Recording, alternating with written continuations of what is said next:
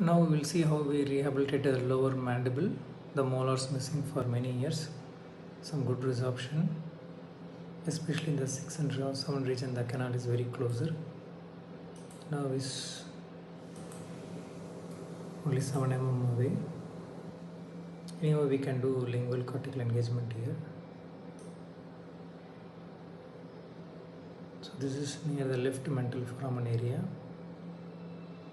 Canine lower anteriors. This is right canine. First premolar, second premolar, very close to the mental foramen exit. Here resorbed mandible, distal mandible. We will see the post-op taken X-ray taken after 1 week.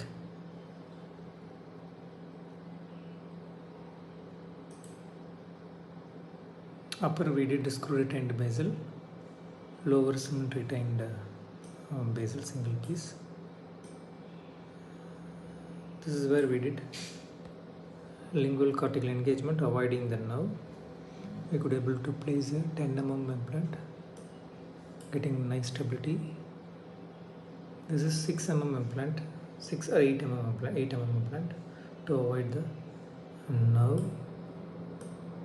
And in front of the mental foramen we have placed a 4 into 16 mm, 4 into 16 or 4 into 14. It's 4 into 12. The anterior incisor implant is 4 into 10. This is 4 into 10. We could have used a longer one, but we used shorter only. This is more than enough. Since we are using 8 mm, there is no need to select extremely long implants. This is 4 into 12. This is a short implant where the canal is superficial. 8 mm implant, 3.58. The distal most implant is the 4.28. It is also lingually engaged and bended lingually. This is violin, and all connected with titanium wire in the lower jaw and with the titanium bar in the upper jaw.